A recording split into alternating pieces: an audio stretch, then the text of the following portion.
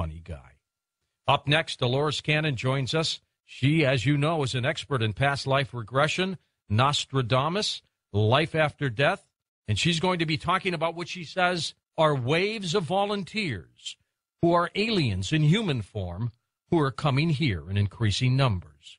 Why? Dolores Cannon is next on Coast to Coast AM. And welcome back to Coast. I'm George Norrie. Looking forward tonight, Dolores Cannon, a regressive hypnotherapist and a psychic researcher. She records lost knowledge.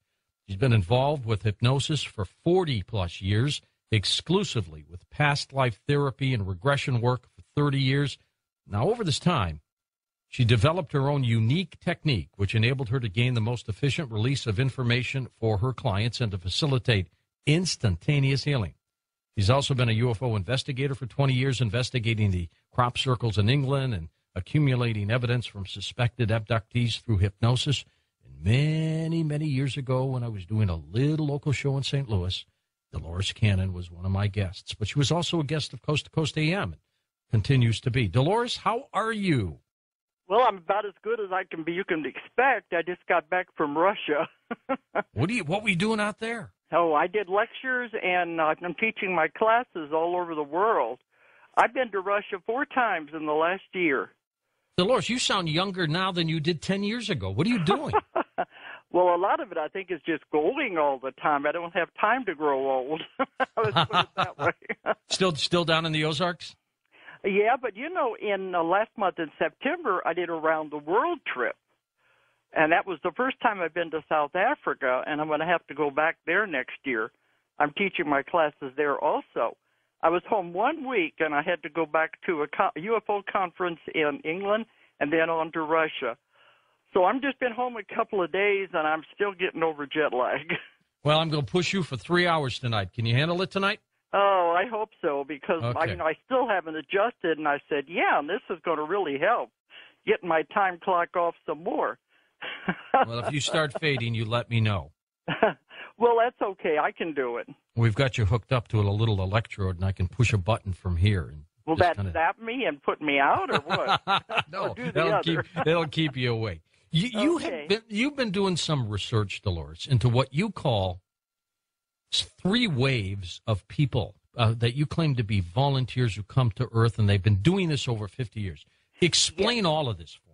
Oh, boy, that's going to take a little while to explain. That's okay. But I think most people out there know my work, but I do want to emphasize I don't channel. None of this comes from channeling. This is all from the thousands and thousands of clients I've had over the 30 years.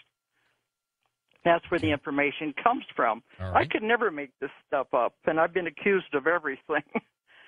But, like you said, I've done over 20 years with UFO research, but now it seems like I'm accumulating more and more information that is different, and it's going in a different direction. That's why it's going to go in my new book, The Convoluted Universe, Book 4, all of these new theories I'm finding out now about the UFO case that people don't understand. Now, are you getting this information by traveling all over the world and picking up pieces from people, research, or is it coming to you also, as you said, you're not a channeler, but you're picking it up from other sources? Yeah, it comes from the people I work with, the clients. They come to me for therapy. Usually it's physical problems, but when I do the session, strange things happen, and information comes out that they have no conscious knowledge of at all. And that's where I get a piece here, I get a piece in England, maybe get a piece somewhere else, and I have to put it all together like puzzles. So it is worldwide. Yes, and I think that's why I'm getting more than the average investigator, because it's like a puzzle. I get a piece here, another piece there, and I can organize it where other people are staying in one place, working with a few clients. And I don't think they would ever get these theories that I've come across. Okay, now you say that these volunteers have been coming to Earth over the past 50 years. Yes. Why is that time period, 50 years, why is that so significant? It is very, very important. But can I go back a little? Some of the things Sure. I say may upset some people, but I think you're used to that on your show. Yeah, we are. Well, The information I've got, some of it was in my first books, Keepers of the Garden and The Custodian, about my first UFO cases. Right. And they started talking about the seeding of the planet Earth. That meant that when life began on Earth, and this is the part that might be controversial to some people, was that the ETs are responsible for life, all life on Earth. This means plant, animal, and human life on Earth. That's how long they've been monitoring us and taking care of us. Because I've never found the negative. It's always been the positive because they've given me all this information. But this is something not unique to Earth. They're called, the ones that began it all were called the archaic ones. This was ancient, I mean eons and eons ago. They were going throughout the galaxies, planting life on every planet that was suitable for life. Was it almost like their job, their mission?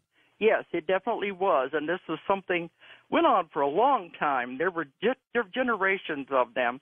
Some had to do, I have had people go back to past lives when they were some of these groups, and that's where I've gotten the information from. There were what were called the planters, the ones who had to do the seeding, and the seeding was on a cellular level. And then there were also the recorders, the ones who had to come and keep records of what was growing and what was not. And then there were others that had to weed things out, so they all had different jobs. Now, so did none the of them seeding stayed here all the time? They just came and went. Well, Zechariah Sitchin has always talked about the possibility that we were genetically altered. And yes. You know what? It could be very similar to what you're hearing. Well, other people have talked about Zechariah's work, and I know Zechariah. He's a very fine gentleman. But they've talked about his work in comparison to what I've found. What I have found is the Sumerian tablets, that his information came along at a later time in Earth's history. Mm-hmm. That life had already been seeded, it had already begun, and what Zechariah was talking about is mentioned in one of my books. Later, there were groups that came with the different types of an agenda, and they took other groups and began to genetically alter them to be slaves. Now, that's a different group altogether. It came along many, many years, ages after the original people were seeded. Now, the original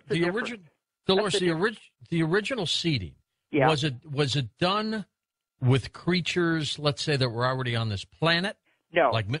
Okay, so it's no, they began everything. I've had some of my clients go back to when the oceans were made, when the plants were first beginning to grow. See, in the beginning, Earth couldn't hold life. Nothing could grow here. It was all volcanoes exploding, ammonia in the air. Nothing could live. So the first thing that had to be done would be to clear the air and, change the gas contents into oxygen so that we would be able to have life begin to form of any kind. Once that was done, then plants were brought in. But it was all begun on a cellular level, single-celled organisms. They brought them, this is what they meant by the planting, to see if it would begin to form and develop into a multi-celled organism. Didn't matter what kind it was, as long as something began to grow in the primeval soup, the environment of the planet. So they didn't care what it was. But they said life is so fragile, you have no idea how important life is. Sometimes they would come back to check on it and find that even though it had begun to clump together and form something, it would fall apart, and the planet would be lifeless again. So then they were, they'd have to start all over again or just say, well, this planet is not going to work. So they had to first get plants. Before you have animals and intelligent beings, you have to